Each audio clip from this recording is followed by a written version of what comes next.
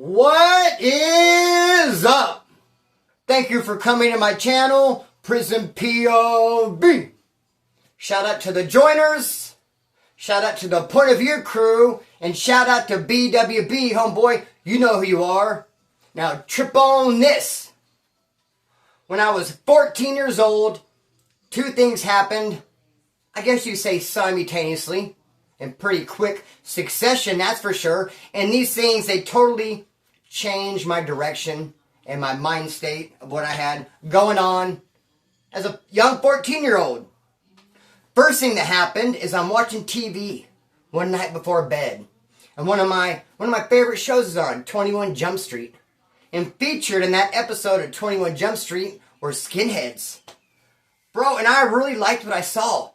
I like their get down. I like their brotherhood and the unity and the way they ran around kicking up dust and just didn't give a fizz-up, homeboy. It really fed some rebellion that I was experiencing as a 14-year-old. So, dude, that was a great episode of 21 Jump Street, brother. And then almost like the next day, I'm watching the news, and it's saying that these skinheads, students at West High School had a big riot. 4 or 5 skinheads at West High just kicked it off, bro. Had a big riot and just caused all kinds of chaos, dude. And I was feeling it when I was watching that in the news, and I was loving it, and I was really enjoying what I was hearing, and I was wishing I was there to be a part of it. I was just really feeling the whole skinhead thing as a rebellious 14-year-old.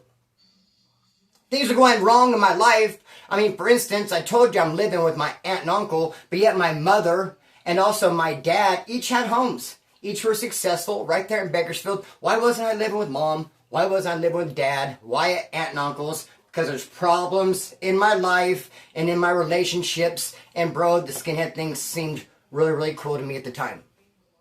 So, I ended up leaving though from Alicia and Ron's and then moving in with my dad.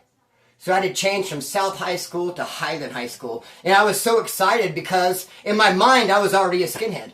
Even though I knew nothing about them, other than what I saw on 21 Jump Street and heard on the news about what happened at West High. I didn't really know their style. I know they have boots and those big, like, bomber jackets. I didn't know anything. But yet, I was one in my own mind, homeboy. And I was so excited to get to Highland High School because I thought for sure there were going to be skinheads there in attendance. There was none at South High, by the way. Apparently a grip at West High, according to the news. I show up at Highland High. None. Not one skinhead, bro. Very disappointed. Because I'm trying to learn the culture. I'm trying to make some friends. But I did make a friend with this dude named Rolland. And he was not a skinhead, bro, but he was a punk rocker. And that's pretty darn close, especially in Bakersfield at that time. Because, homie, they all ate from the same table. The punk rockers and the skinheads partied at the same clubs. Bam Bams. Anyways, be that as it may, me and Rolland ended up becoming tight.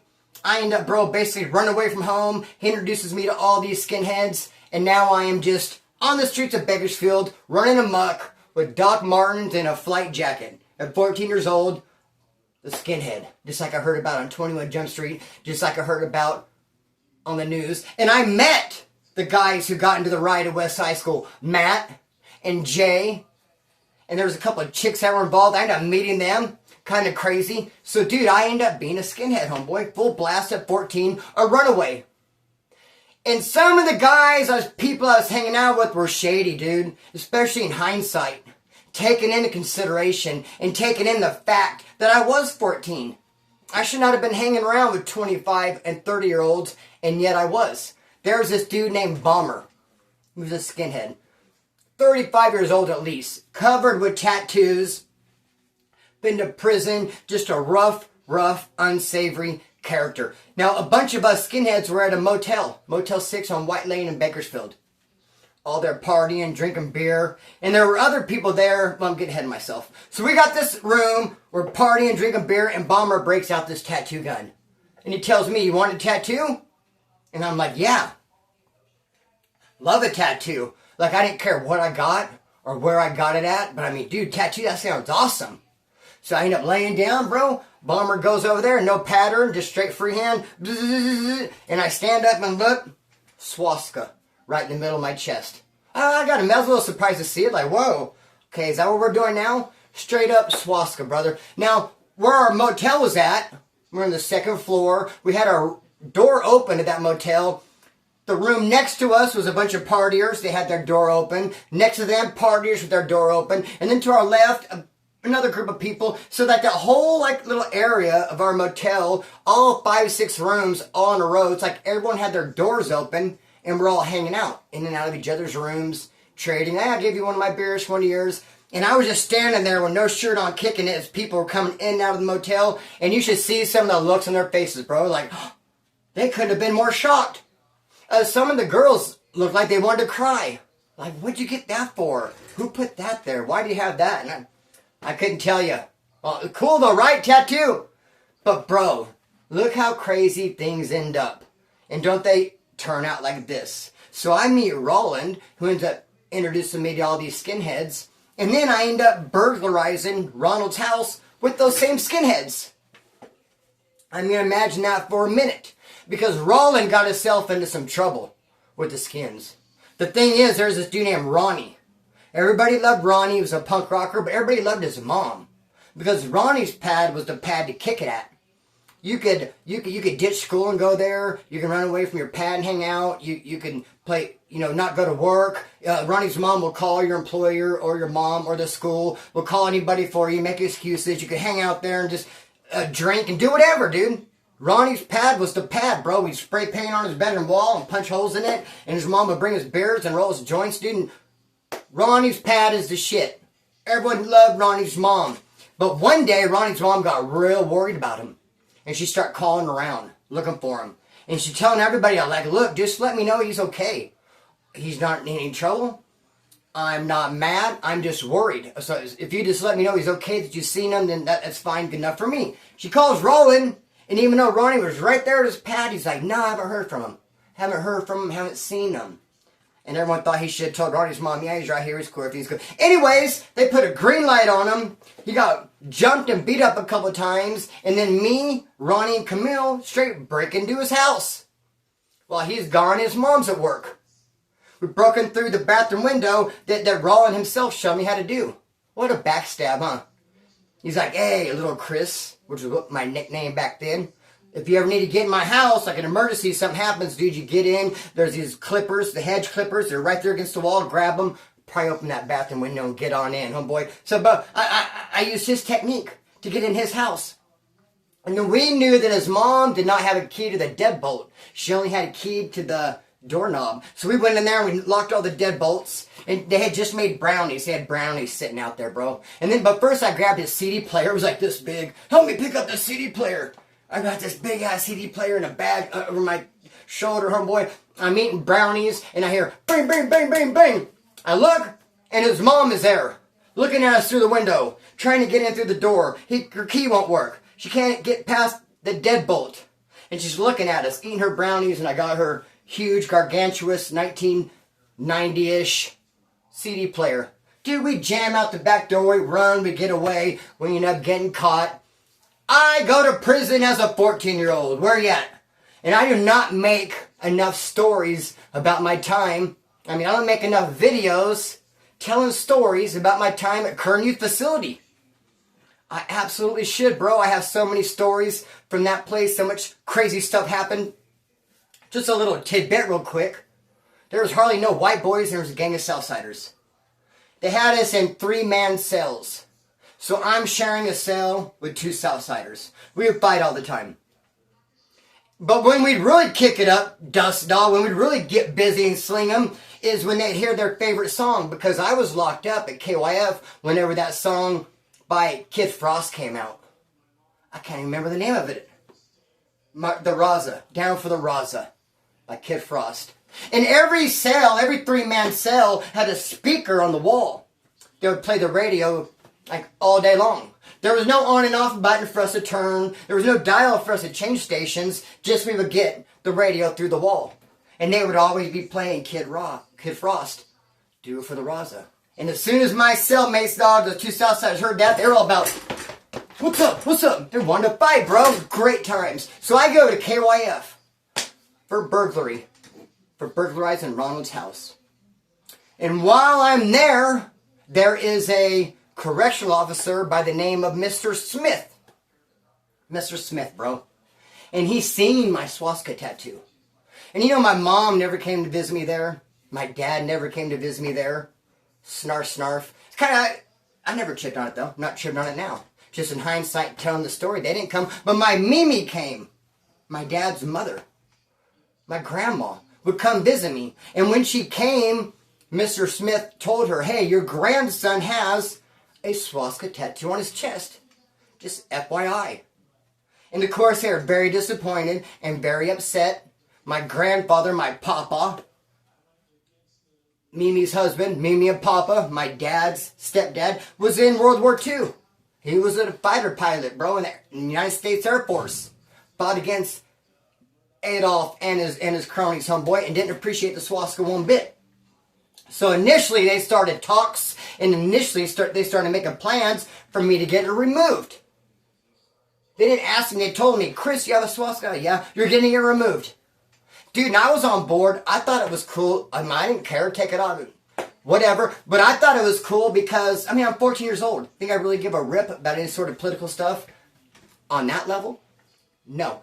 So, bro, but I thought it was cool because I was going to get a home visit, as it were.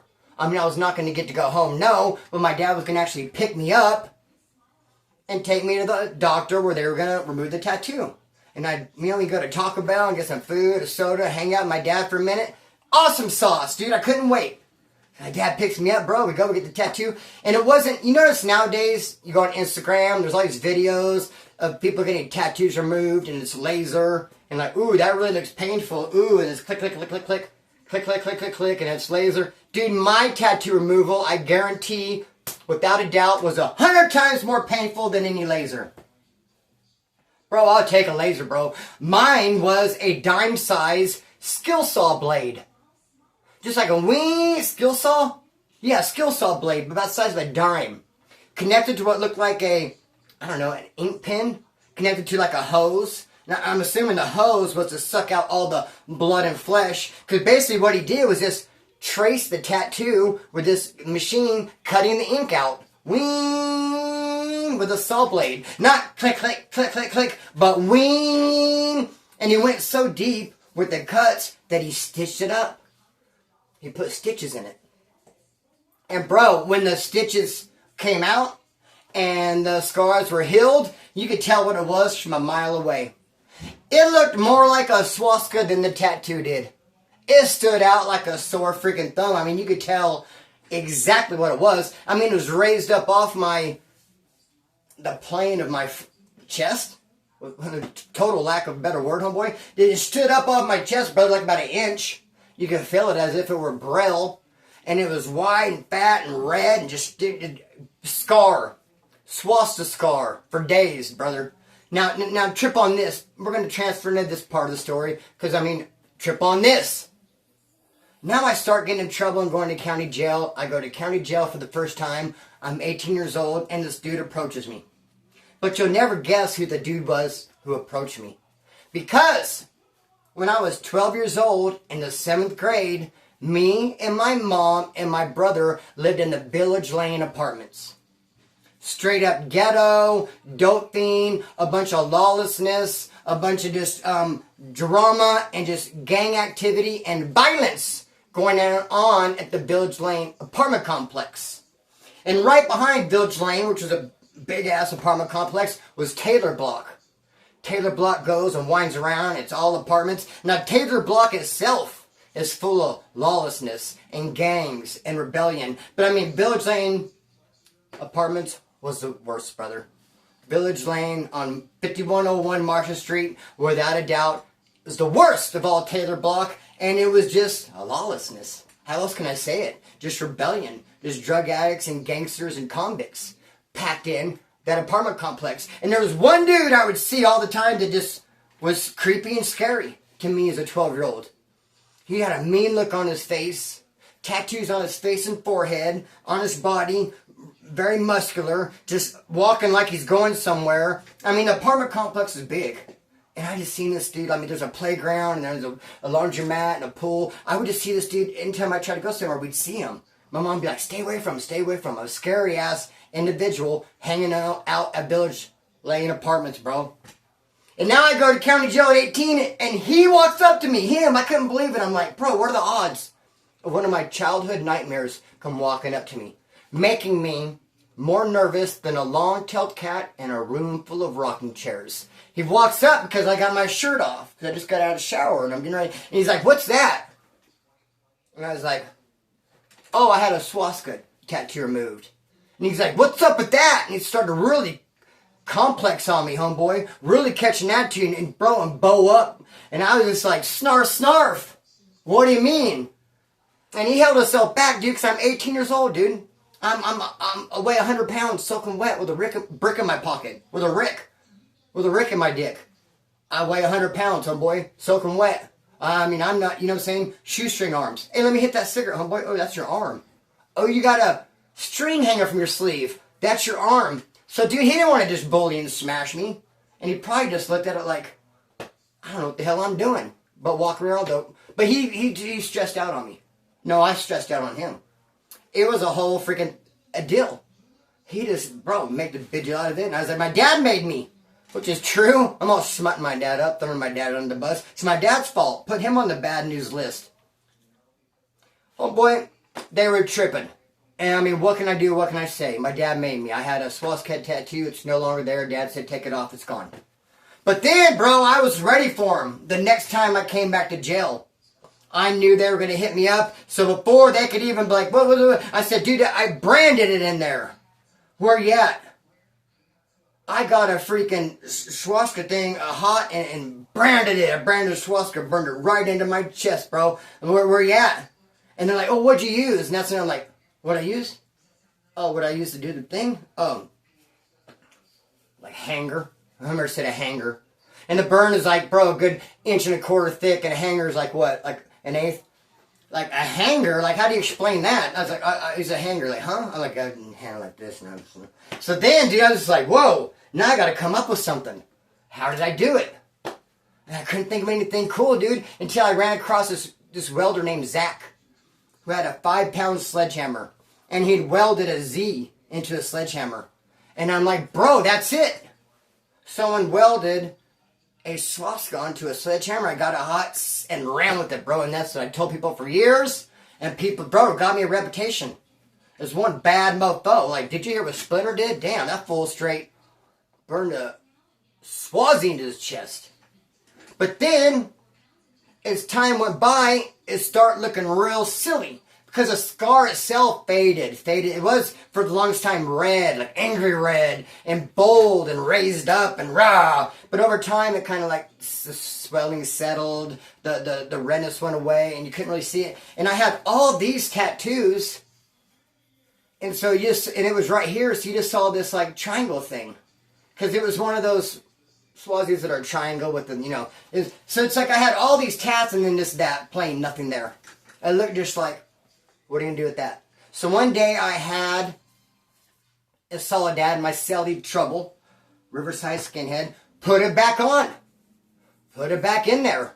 I mean, let's do the damn thing. It's already there in burn form. Let's go and put some ink in there. It looks a little bit more eye-pleasing. But then what I did to polish the story off is I ended up covering it up all the way full blast. Shout out to my homeboy Time Bomb and Naked Al's tattoo.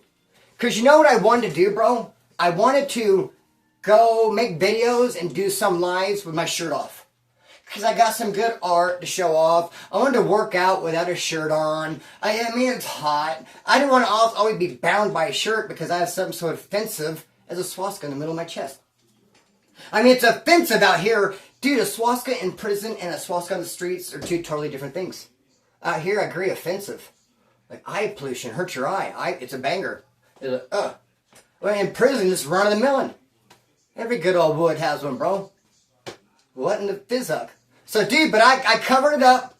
One of the main reasons is because I wanted to not have a shirt on. So it's covered up, bro, and I start doing lives without a shirt, and I end up getting reported anyway for nudity. So even though I covered the tat up so I can be like, woo, no shirt. It's getting hot in here. Someone still turned me in and said this guy's running around naked. And I got straight up a strike for it. Can you believe that shiznit, dog? So, bro, there it was, though. there it was. It went through many changes. Swazi, to covered out, to back in, to whoop. And now I also have one on my face that I put on there in county jail in 2003. But I ended up covering it up with this diamond, same dude, my homeboy Time Bomb, Naked House Tattoo, covered this one up at his pad, not the tattoo shop, in 2007. Because at the time, I was doing a lot of 211s. I was kicking in a lot of doors. I was kicking up some dust, dude. I was criming hardcore to the max, full blast. And so last thing I wanted was a swastika on my face. Cops like, got a description of him? Well, yeah, he had a swastika right here. Well, I guess I mean the same thing, a diamond. I mean, it still sticks out like a sore thumb. But dude, I just thought it would draw less heat. I mean, a diamond doesn't look, it doesn't really, whoa, like a swastika does. If you walk into a store, for instance, like Home Depot, and you plan on clipping them, I guarantee you walk in with this, less attention, swazi, whoop. So I covered it up, bro, and there it is. And there's also, I still have one left on my body. You can't really see it though, it's in my arm. In my arm, on my arm. And the story with that is, back in the day, I think I'd been to county jail once or twice, can't really remember. I'm on the streets, hanging out in Rexon Acres, and we're kicking back with this Nazi lowrider. Just parole from the Pinta, homeboy, fresh out, he's got him a tattoo gun, of course he does.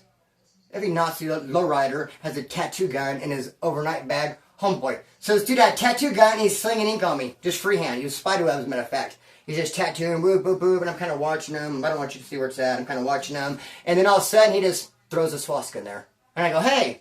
I go, whoa. What's up? He goes, oh, you don't want that? I go, well, I mean, too late now. I mean, it's kind of surprised to see you just throw it on there. I mean, unearned and all that. And he's so, well, I don't know, brother. It's cool. I mean, you want it or not? Well, what if I say not? Can't do a whole hell of a lot about it now, can you? So anyways, be that as it may, brother. One on my chest, one on my face, one on my arm. 2 down, 1 more to go. And I am going to cut the string and let it fly. Peace.